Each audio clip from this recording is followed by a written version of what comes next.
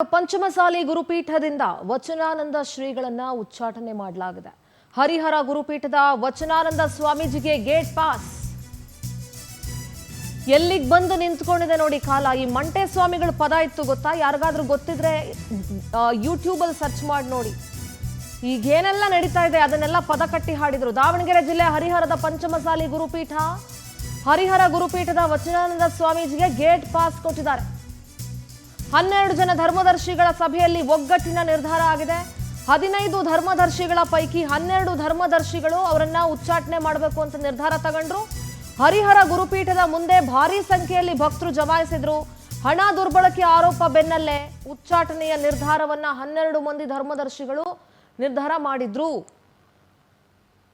ಸ್ವಾಮೀಜಿಗಳು ಗುರುಗಳು ಅಂತಂದ್ರೆ ನಮ್ಮ ಪರಂಪರೆಯಲ್ಲಿ, ಹಿಂದೂ ಪರಂಪರೆಯಲ್ಲಿ ಎಸ್ಪೆಷಲಿ ಬಹಳ ದೊಡ್ಡ ಇತಿಹಾಸ ಇದೆ, ಬಹಳ ದೊಡ್ಡ ಪರಂಪರೆ ಇದೆ. ಅದಕ್ಕೆ ಅಷ್ಟು ಗೌರವಿಸ್ತೀವಿ ನಾವು ಕರ್ನಾಟಕದಲ್ಲಿ, ಎಸ್ಪೆಷಲಿ ಗುರುಗಳು ಸ್ವಾಮೀಜಿಗಳು ಅಂತಂದ್ರೆ. ಅಂದ್ರೆ ಈಗ ಹೆಂಗಾಗ್ಬಿಟ್ಟಿದೆ ಅಂದ್ರೆ ಗುರುಗಳೀಗ ಸ್ವಾಮೀಜಿಗಳೀಗ ರಾಜಕೀಯ ಬೇಕು, ಧರ್ಮಗಳ ನಡುವೆ ಸಂಘರ್ಷ, ಸಮುದಾಯಗಳ ನಡುವೆ ಸಂಘರ್ಷ,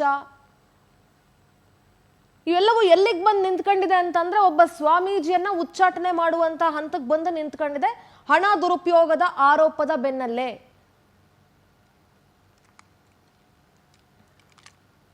ನಮ್ಮ ಪ್ರತಿನಿಧಿ ವೀರೇಶ್ ದೂರವಾಣಿ ಸಂಪರ್ಕದಲ್ಲಿ ಜಾಯ್ನ್ ಆಗ್ತಿದ್ದಾರೆ. ವೀರೇಶ್, ಈಗ ವಚನಾನಂದ ಶ್ರೀಗಳನ್ನ ಉಚ್ಚಾಟನೆ ಮಾಡಬೇಕು ಅಂತ ನಿರ್ಧಾರ ಮಾಡಿ ಆಗಿದೆ. ಸೊ ಏನ್ ಹೇಳ್ತೀರಿ? ಏನೆಲ್ಲ ನಡೀತಾ ಇತ್ತು? ಹಣ ದುರ್ಬಳಕೆ ಆರೋಪ ಕೂಡ ಇದೆ. ಖಂಡಿತ ಸಿಂಧೂರ, ಏನಂದ್ರೆ ಕರ್ನಾಟಕದಲ್ಲಿ ಪ್ರಮುಖವಾಗಿ ಏನು ಈ ಒಂದು ಸಮುದಾಯಕ್ಕೆ ಏನು 2 ಸ್ವಾಮೀಜಿಗಳಿದ್ರು. ಇದೀಗ ವಚನಾನಂದ ಸ್ವಾಮೀಜಿಗಳು ಕೂಡ ಸಾಕಷ್ಟು ಆರೋಪಗಳು ಕೇಳಿ ಬಂದಿತ್ತು. ಈ ಹಿಂದೆ ಬೇರೆ ಒಂದು ಪ್ರಕರಣದಲ್ಲಿ ಮತ್ತೊಬ್ಬ ಸ್ವಾಮೀಜಿ ಕೂಡ ಇದೀಗ ಮಠದಿಂದ ಉಚ್ಚಾಟನೆ ಆಗಿರೋದು. ಆದ್ರೆ ಇದೀಗ ಅದು ಹೊರತುಪಡಿಸಿ ಇದೀಗ ಹರಿಹರದಲ್ಲಿ ಪಂಚಮಸಾಲಿ ಮಠದ ಏನು ವಚನಾನಂದ ಸ್ವಾಮೀಜಿ ಇದ್ರೆ ಅವ್ರ ಮೇಲೂ ಕೂಡ ಸಾಕಷ್ಟು ಗುರುತರವಾದಂತ ಒಂದು ಆರೋಪ ಕೂಡ ಕೇಳಿ ಬಂದಿತ್ತು. ಹೀಗಾಗಿ ಸುಮಾರು ದಿನಗಳಿಂದ ಕೂಡ ಮಠದ ಮುಂದೆ ಭಕ್ತರು ತಂಡೋಪವಾಗಿ ಏನೋ ಮಠದಿಂದ ಸ್ವಾಮೀಜಿಯನ್ನು ತೆಗಿಬೇಕು, ಲೆಕ್ಕ ಕೊಡಿ ಅನ್ನೋ ಮಾತನ್ನು ಕೂಡ ಆ ಮಠಾಧೀಶರಲ್ಲಿ ಕೇಳ್ತಾ ಇದ್ರು. ಆದ್ರೆ ಅಲ್ಲಿರ್ತಕ್ಕಂಥ ಪ್ರಮುಖ ಮುಖಂಡರುಗಳು ಏನಿದ್ದಾರೆ ಇದಕ್ಕೊಂದು ಕೂತು ಬಗೆಹರಿಸಿಕೊಳ್ಳೋಣ, ದಾರಿ ಹಾದಿ ಬೀದಿಯಲ್ಲಿ ಈ ರೀತಿಯಾದಂತಹ ಮಾತುಕತೆಗಳು ಆಗ್ಬಾರ್ದು ಅನ್ನೋ ಮಾತನ್ನು ಕೂಡ ಸುಮಾರು ತಿಂಗಳಿಂದ ಕೂಡ ಮಾಡ್ತಾ ಇದ್ರು, ಚರ್ಚೆ ಮಾಡ್ತಾ ಇದ್ರು. ಆದ್ರೆ ಏಕಾಏಕಿ ಕಳೆದ 2-3 ದಿನಗಳಿಂದ ಕೂಡ ಮಠದ ಮುಂದೆ ಭಕ್ತರು ಸಾಕಷ್ಟು ಜಮಾವಣೆ ಆಗೋದು, ಅಲ್ಲಿ ಪ್ರತಿಭಟನೆ ಮಾಡೋದು, ನಮಗೆ ಮಠದ ಒಳಗಡೆ ಹೋಗೋದಕ್ಕೆ ಅವಕಾಶ ಕೊಡಿ ಅನ್ನೋ ಮಾತನ್ನು ಕೂಡ ಕೇಳ್ತಾ ಇದ್ರು. ಆದ್ರೆ 2 ದಿನಗಳಿಂದ ಕೂಡ ಮಠದ ಸುತ್ತಮುತ್ತ ಎಲ್ಲ ಪೊಲೀಸ್ ಬಿಗಿ ಭದ್ರತೆ ಕೂಡ ನಡೆದಿತ್ತು. ಹೀಗಾಗಿ ಇವತ್ತು ಏನು ಸಾಕಷ್ಟು ಸಮಾಜದ ಮುಖಂಡರು ಕೂಡ ಏನಿದ್ದಾರೆ, ತಾವು ಮಠದ ಒಳಗಡೆ ಪ್ರವೇಶ ಮಾಡಬೇಕು, ಮಠದಲ್ಲಿ ಕೂತು ಚರ್ಚೆ ಮಾಡಬೇಕು, ಒಂದು ನಿರ್ಣಯವನ್ನು ತೆಗೆದುಕೊಳ್ಬೇಕು ಅನ್ನೋ ಒಂದು ನಿರ್ಧಾರವನ್ನ ಮಠದ ಮುಂದೆ ಭಕ್ತರು ಸಾಕಷ್ಟು ಪ್ರಮುಖ ರಾಜಕೀಯ ಲೀಡರ್ ಆಗಿರ್ಬೋದು, ಸಮಾಜದ ಮುಖಂಡರಾಗಿರ್ಬೋದು, ಎಲ್ಲರೂ ಕೂಡ ಮಠದ ಮುಂದೆ ಜಮಾವಣೆ ಆಗಿದ್ರು. ಆದ್ರೆ ಇದೀಗ ಏಕಾಏಕಿ ಒಂದು ನಿರ್ಣಯ ಕೈಗೊಂಡಿರುವಂತದ್ದು ಏನು ಪಂಚಮಸಾಲಿ ಮಠದ ಪೀಠದಿಂದ ಏನು ವಚನಾನಂದ ಸ್ವಾಮಿಗಳನ್ನ ಇದೀಗ ಉಚ್ಚಾಟನೆ ಮಾಡಿರುವಂತದ್ದು. ಇದಕ್ಕೆ ಕೂಡ ದಿಢೀರಾಗಿ ಶಾಕಿಂಗ್ ಬೆಳವಣಿಗೆ ಆಗಿರುವಂತದ್ದು. ಆದ್ರೆ ಕಳೆದ 1 ತಿಂಗಳಿಂದ ಕೂಡ ಈ ಒಂದು ಚರ್ಚೆ ಏನಿತ್ತು, ಇದು ಸಾಕಷ್ಟು ಒಂದು ಭಕ್ತರಲ್ಲಿ ಒಂದು ಏನು ಜಿಜ್ಞಾಸೆಯನ್ನು ಮೂಡಿಸಿತ್ತು. ಈ ರೀತಿಯಾದಂತಹ ಒಂದು ವಾತಾವರಣ ಸಾಕಷ್ಟು ನೋವನ್ನ ತಂದಿತ್ತು. ಒಂದ್ ಕಡೆ ರಾಜಕಾರಣ ಕೂಡ ಇದಕ್ಕೆ ಸೇರಿದ್ರಿಂದಾಗಿ ಈಗ ಈ ಮಠದಲ್ಲಿ ಸಾಕಷ್ಟು ಒಂದು ಅವ್ಯವಹಾರ ಕೂಡ ನಡೆದಿರೋ ಮಾತ್ರ ಕೂಡ ಭಕ್ತರು ಸಾಕಷ್ಟು ಆರೋಪ ಮಾಡ್ತಾ ಇದ್ರು. ಒಂದ್ ಕಡೆ ಕಾಂಗ್ರೆಸ್ ಮತ್ತೆ ಬಿಜೆಪಿ ನಾಯಕರ ಈ ಮಠದಲ್ಲಿ ಎಂಟ್ರಿ ಆಗಿದ್ದಾರೆ. ಹೀಗಾಗಿ ಅಕ್ರಮದ ಹಣದ ವಹಿವಾಟು ಕೂಡ ಈ ಮಠದಲ್ಲಿ ನಡೆದಿತ್ತು. ಹೀಗಾಗಿ ಆ ಒಂದು ಪ್ರಶ್ನೆಯನ್ನ ಕೇಳಿದ್ದಕ್ಕೇನೆ ಈ ರೀತಿಯಾದಂತಹ ಒಂದು ಆಕ್ರೋಶವನ್ನ ಹೊರಹಾಕಿ ವಚನಾನಂದ ಸ್ವಾಮೀಜಿಗಳನ್ನ ಇದೀಗ ಹೊರ ಹಾಕುವಂತ ಒಂದು ಪ್ರಯತ್ನ ಕೂಡ ನಡೆದಿರುವಂತ ಮಾತು ಕೂಡ ಇದೀಗ ಕೇಳಿ ಬರ್ತಾ ಇರುವಂತದ್ದು. ಮೊನ್ನೆ ತಾನೇ 2-3 ಜಿಲ್ಲೆಗಳಲ್ಲಿ ಪಂಚಮಸಾಲಿ ಸಮುದಾಯದ ಮುಖಂಡರು ಕೂಡ ಪತ್ರಿಕಾಗೋಷ್ಠಿ ನಡೆಸಿ ಸ್ವಾಮೀಜಿಗಳ ಪರವಾಗಿ ಕೂಡ ಬ್ಯಾಟಿಂಗ್ ಅನ್ನ ಬೀಸಿದ್ರು. ಆದ್ರೆ ಎಲ್ಲ ಒಂದ್ ಕಡೆ ಇದೀಗ ಉತ್ತರ ಕರ್ನಾಟಕದಲ್ಲಿ ಗುರುತಿಸಿಕೊಂಡಂತ ಸ್ವಾಮೀಜಿಯನ್ನ ಆ ಮಠದಿಂದ ತೆರವುಗೊಳಿಸಿದ ನಂತರ ಇಲ್ಲಿರ್ತಕ್ಕಂಥ ಮಧ್ಯ ಕರ್ನಾಟಕದಲ್ಲಿ ಇರ್ತಕ್ಕಂಥ ಪಂಚಮಸಾಲಿ ಸಮುದಾಯ Veeresh kindly B on line, ಹಾಗೆ ಲೈನ್ ಅಲ್ಲಿ ಇರಿ, ನಾನು ಮತ್ತೆ ಸಂಪರ್ಕಕ್ಕೆ ತೆಗೆದುಕೊಳ್ತೀನಿ. ಟ್ರಸ್ಟಿಗಳು, ಧರ್ಮದರ್ಶಿಗಳು 8 ಕೋಟಿ ಹಣ ದುರ್ಬಳಕೆ ಮಾಡ್ಕೊಂಡಿರೋ ಆರೋಪ ಇದೆ. ಮಠ ಮಾನ್ಯಗಳಲ್ಲಿ ಹಣ ದುರ್ಬಳಕೆ ಆಗ್ಬಿಟ್ರೆ ಜನ ಎಲ್ಲಿಂದ ನಂಬಬೇಕು, ಯಾರನ್ನ ನಂಬಬೇಕು? 2008ರಿಂದ ಇಲ್ಲಿವರೆಗೂ ಮಠದ ಆಡಳಿತ ಲೆಕ್ಕನೇ ಕೊಟ್ಟಿಲ್ಲ. ಈ ಕುರಿತಂತೆಯೂ ಧರ್ಮದರ್ಶಿಗಳ ಸಭೆಯಲ್ಲಿ ಮಹತ್ವದ ಚರ್ಚೆ ನಡೀತಾ ಇದೆ. ಟ್ರಸ್ಟಿಗಳಾದ ಉಮಾಪತಿ, ಜ್ಯೋತಿ ಪ್ರಕಾಶ್, ಚಂದ್ರಶೇಖರ್ ವಿರುದ್ಧ ಗಂಭೀರ ಆರೋಪ ಕೇಳಿಬಂದಿದೆ. ಟ್ರಸ್ಟಿಗಳು, ಧರ್ಮದರ್ಶಿಗಳು 8 ಕೋಟಿ ಹಣ ದುರ್ಬಳಕೆ ಮಾಡ್ಕೊಂಡಿದ್ದಾರಂತೆ. 2008ರಿಂದ ಇಲ್ಲಿವರೆಗೂ ಮಠದ ಆಡಳಿತ ಲೆಕ್ಕನೇ ಕೊಟ್ಟಿಲ್ಲ ಅಂದ್ರೆ 10 ವರ್ಷಕ್ಕಿಂತ ಜಾಸ್ತಿ ಆಯ್ತು. ಮತ್ತೆ ಇಲ್ಲಿವರೆಗೂ ಏನ್ ಕತ್ತೆ ಕಾಯ್ತಾ ಇದ್ರ ಲೆಕ್ಕ ಕೇಳದಲ್ಲೇ? ಇಲ್ಲಿವರೆಗೂ ಏನ್ರಿ ಮಾಡ್ತಾ ಇದ್ರಿ ಲೆಕ್ಕ ಕೇಳದಲ್ಲೇ?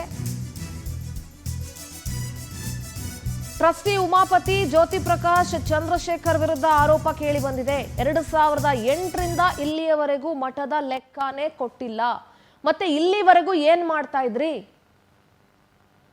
2 ವರ್ಷ ಹೋದ್ರೆ 20 ವರ್ಷ ಆಗಕ್ ಬರುತ್ತೆ. ಏನ್ ಮಾಡ್ತಾ ಇದ್ರಿ ಇಲ್ಲಿವರೆಗೂ? ಮಠದ ಲೆಕ್ಕ ನೋಡ್ದೆ, ಮಠದ ಲೆಕ್ಕ ಕೇಳ್ದೆ. ಸಾರ್ವಜನಿಕರ ಹಣವೇ ಅಲ್ಲವೇ, ಭಕ್ತಾದಿಗಳ ಹಣನೂ ಅಲ್ಲಿಗೆನೆ. ಒಂದಷ್ಟು ಜನ ರಾಜಕಾರಣಿಗಳ ಹಣ ಇದ್ದಿರಬಹುದು, ಅಲ್ಲಿ ಒಂದಷ್ಟು ಫಂಡ್ಸ್ ಬೇರೆ ಬೇರೆ ಕಡೆಯಿಂದ ಬರಬಹುದು. ಆದ್ರೆ ಅದು ಸಾರ್ವಜನಿಕರ ಹಣವೇ ಅಲ್ವಾ? ಭಕ್ತರು ಬಂದು ಕೊಡೋ ಹಣನೇ ಅಲ್ವಾ ಮಠಕ್ಕೆ?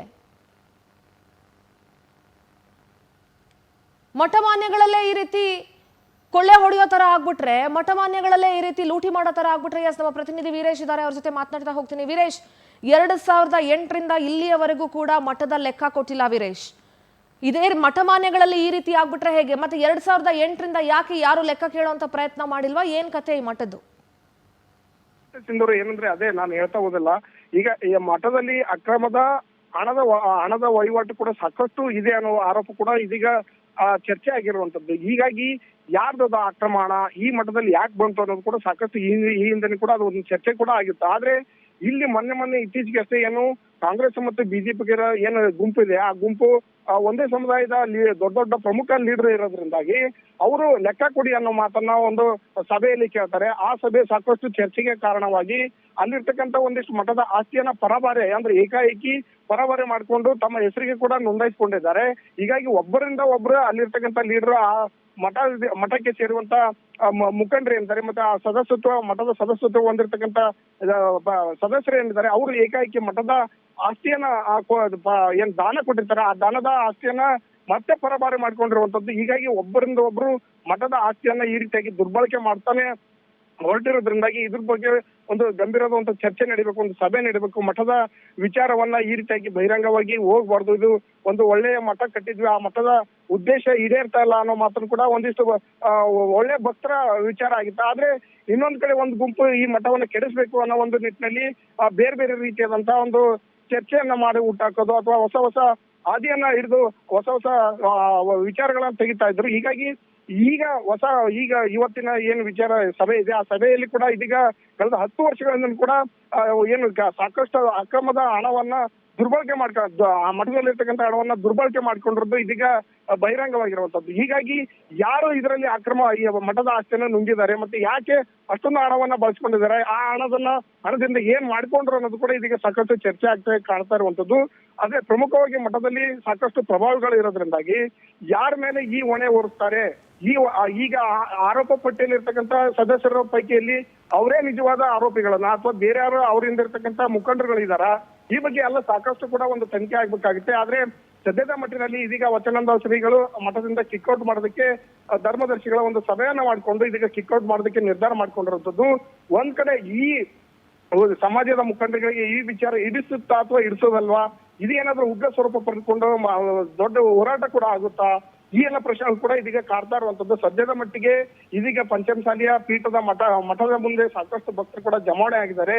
ಆದ್ರೆ ಪರಿಸ್ಥಿತಿ ನಿಯಂತ್ರಣ ಮಾಡೋದಕ್ಕೂ ಕೂಡ ಅಲ್ಲಿ ಪೊಲೀಸರನ್ನು ಕೂಡ ಸಾಕಷ್ಟು ಇವತ್ತು ಬಿಟ್ಟಿರುವಂತದ್ದು. ಹೀಗಾಗಿ ಒಂದ್ ಕಡೆ ಭಕ್ತರು ಮತ್ತು ಅಲ್ಲಿರ್ತಕ್ಕಂಥ ಧರ್ಮದರ್ಶಿಗಳ ನಡುವೆ ಯಾವ ರೀತಿ ಮತ್ತೊಂದಿಷ್ಟು ವಾದ ವಿವಾದಗಳು ನಡೆಯುತ್ತಾ ಅಥವಾ ಇಲ್ಲಿಗೆ ಆ ಒಂದು ಇತಿಶ್ರೀ ಆಡ್ತಾರ ಆ ಪ್ರಕರಣಕ್ಕೆ ಅನ್ನೋದನ್ನು ಕೂಡ ಕಾಯ್ ನೋಡ್ಬೇಕಾಗ್ತದೆ ಸುಂದರ. ಯಾಕಂದ್ರೆ ಕರ್ನಾಟಕದ ಪ್ರಮುಖ ಮಠಾಧೀಶಗಳ ಮಠ ಮನೆಗಳಲ್ಲಿ ಕೂಡ ಇದು ಕೂಡ ಸಾಕಷ್ಟು ಪ್ರಭಾವಿ ಹೊಂದಿರತಕ್ಕಂತ ಮಠ ಇತ್ತು. ಇತ್ತೀಚೆಗೆ ಅಷ್ಟೇ ಸಾಕಷ್ಟು ಬೆಳವಣಿಗೆ, ಅತಿ ವೇಗದಲ್ಲಿ ಬೆಳವಣಿಗೆ ಕೂಡ ಈ ಮಠ ಬೆಳವಣಿಗೆ ಆಗಿತ್ತು. ಹೀಗಾಗಿ ವಚನಾನಂದ ಶ್ರೀಗಳು ಬಂದ ಮೇಲೆ ಸಾಕಷ್ಟು ವಿವಾದಗಳು ಕೂಡ ಒಂದ್ ಮೇಲೆ ಕೂಡ ಸಾಕಷ್ಟು ನಡೀತಾನೆ ಹೋಯ್ತು.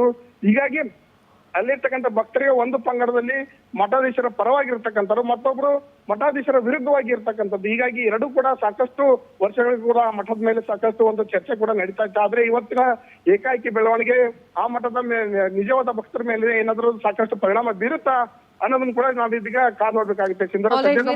ನಿಮ್ಮೆಲ್ಲ ಕಂಪ್ಲೀಟ್ ಡೀಟೇಲ್ಸ್ಗಾಗಿ ಒಟ್ಟಾರೆ ಮಠಮಾನ್ಯಗಳಿದೆಯಲ್ಲ, ಬಹುಶಃ ಕರ್ನಾಟಕದಲ್ಲಿರುವಂತಹ ಮಠಮಾನ್ಯಗಳು ಬೇರೆ ಎಲ್ಲೂ ಇಲ್ಲ ಅಂತ ಅನ್ಸುತ್ತೆ. ಅಂದ್ರೆ ನಮ್ಮ ಜನ ಅಷ್ಟು ನಂಬ್ತಾರೆ. ಪಂಚಮಸಾಲಿ ಸಮುದಾಯದ ಒಂದು ಮಠ ಅಂತಂದ್ರೆ ಬಹಳ ದೊಡ್ಡ ಸಮುದಾಯ. ಹರಿಹರ ಗುರುಪೀಠದ ವಚನಾನಂದ ಶ್ರೀಗಳನ್ನ ಈಗ ಮಠದಿಂದ ಉಚ್ಚಾಟನೆ ಮಾಡಿರುವಂತಹ ವಿಚಾರ ಈಗ ಬಹಳ ದೊಡ್ಡ ವಿಚಾರ. ಇದು ಚಿಕ್ಕ ವಿಚಾರ ಅಂತ ಖಂಡಿತ ಅಲ್ಲ. ನಮ್ಮ ಜನ ಮಠಮಾನ್ಯಗಳನ್ನ ಅಷ್ಟು ನಂಬ್ತಾರ್ರಿ ಗುರುಗಳು ಅಂತಂದ್ರೆ ಅಂತ ಒಂದು ದೊಡ್ಡ ಸ್ಥಾನವನ್ನ ಕೊಟ್ಟಿರುವಂತಹ ರಾಜ್ಯ ನಮ್ಮ ರಾಜ್ಯ ಮತ್ತು ನಮ್ಮ ದೇಶ ಕೂಡ ಹೌದು. ಗುರು ಪರಂಪರೆಗೆ ಬಹಳ ದೊಡ್ಡ ಸ್ಥಾನವನ್ನ ಕೊಟ್ಟಿದ್ದೀವಿ. ಅಂಥದ್ರಲ್ಲಿ ಅಲ್ಲಿನ ಟ್ರಸ್ಟಿಗಳು ಧರ್ಮದರ್ಶಿಗಳು ಈ ಹಿಂದೆ ಕೂಡ ಹಲವಾರು ಮಠಗಳಲ್ಲಿ ಈ ರೀತಿ ಹಣವನ್ನ ದುರ್ಬಳಕೆ ಮಾಡ್ಕೊಂಡಿರೋ ಆರೋಪ, ಅಧಿಕಾರ ದುರ್ಬಳಕೆ ಮಾಡ್ಕೊಂಡಿರೋ ಆರೋಪ ನಾವು ಸಾಕಷ್ಟು ಕೇಳ್ತಿರ್ತೀವಿ. ಇದು ಕಡಿಮೆ ಆಗ್ತಾ ಹೋಗ್ಬೇಕು, ನಿಂತು ಹೋಗ್ಬೇಕೇ ಹೊರತು ದಿನ ದಿನ ಹೆಚ್ಚಾಗ್ತಾ ಹೋಗೋದು. 2008ರಿಂದ ಇಲ್ಲಿಯವರೆಗೂ ಆ ಮಠದ ಲೆಕ್ಕವೇ ಇಲ್ಲ, ಲೆಕ್ಕನೇ ಎಲ್ಲೂ ಕೊಟ್ಟಿಲ್ಲ. ಕೇಳಕ್ ಹೋದಾಗ ಗಲಾಟೆ ಆಗುತ್ತೆ.